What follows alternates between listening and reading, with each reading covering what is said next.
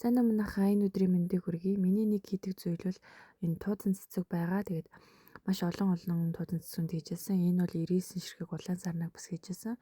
За тэгээд цэцгээ хийхээс өмнө маш олон юм жижиг дэлбэнүүдийг маш ихээр бэлднэ. Тэгээд тэрийгээ дараа нь хооронд нь холбоод ингээд заалгадаг байгаа. За тэгээд цэцгнүүдээ ерөнхийд нь хийнэ гэсэн үг. За тэгээд олон загварын олон өнгөөр ингээд цэцгнүүдээ хийдэг байгаа. Энэ маань миний одоо нэг төрлийн хобби гэх юм уу те. Энэндээ өөр айгу дуртай идэг. Тэгээд бас ингэж боож баглах нь ч гэсэндээ айгу гоё ингээд сэтгэлээ шингээж багладаг байгаа. Тэгээд үнэхээр ингээд харахад ингээд бас те гоё баглаатай, сүртэй баглаатай байх юм бол үнэхээр цэцэг ингээд айгу гоё харагддаг. Тэгээд баглаагаа хэрхэн яаж боох вэ гэдг нь бас те үнэхээр их ур чадвар шаарддаг. Тэгээд ямар ч гоё цэцэг байсан ингээд нэг баглаантай ингээд онцгүй байхлаар айгу тийм жул санагддаг. Тэгээд яаж цэцгээ айгу гоё те сүртэй гоёмсаг харагдуулах уу гэдэг нь баглаанаас шалтгаалдаг.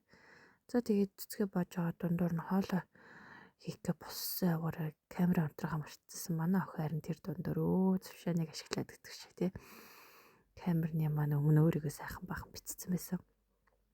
Тэг чимээгүйгээр харж байна үү ээжээс нь нууцаар тэгснэ камерын маань авч яваад өөрөө ёстой юу хийж байгаа өөрийнхөө бас хийж бүтээж байгаа зүйлийг бас үзүүлсэн байгаамаа. Тэгээд нөгөө цэцэг бодог цааснаас мань аваад сайхан тоомоо будаад хан дээр наачихсан шигээ.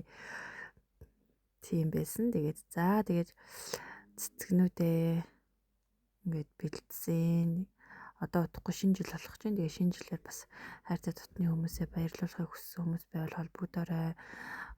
За тэгээд би бас цэцэгнээс гадна бас өөр бас зөндөө олон зүйлсүүдийг боодог байгаа. Тэгээд юу л байна бүгдийг нь боono гэсэн байгаа. Тэгээд дараагийн бичлэгээр та бүхэндээ те юу хэрхэн яаж бас те боож исэн тухайга та бүхэндээ бас нэгэн бичдэг болгож хүргье гэж бодож байна. Баярлалаа.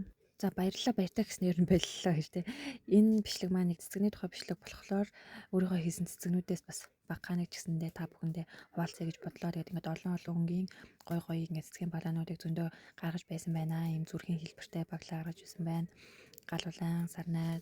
За тэгээд бас эрчүүдтэй хөвгүүдтэй зориулсан ийм хар хөхөнгийн загварыг бас гаргаж байсан байна. Тэгээд олон гоё загваруудыг ер нь гаргаж байсан байна. Тэгээд хонхны баяраар бас ингээд бяцхан хүүхдүүдтэй зориулаад зөндөө загварууд гаргасан. Тэгээд энэ бичлэг маань болохоор зөвхөн цэцэг, дан цэцэг боосон баглааны тэ цэцэгний тухай бичлэг байгаа. Дараагийн бичлэгээрээ болохоор бүр илүү гоё сонирхолтой зүйлсүүдийг тэ цэцэгтэйгээ хамт өөр юу боож болох нь өөр бас тэ ямар зүйлсүүдийг боосон бэ гэдгээ дараагийн бичлэгээр бас та бүхэндээ сонирхуулнаа. Тэгээд миний бичлэгтэй хамт байгаарай.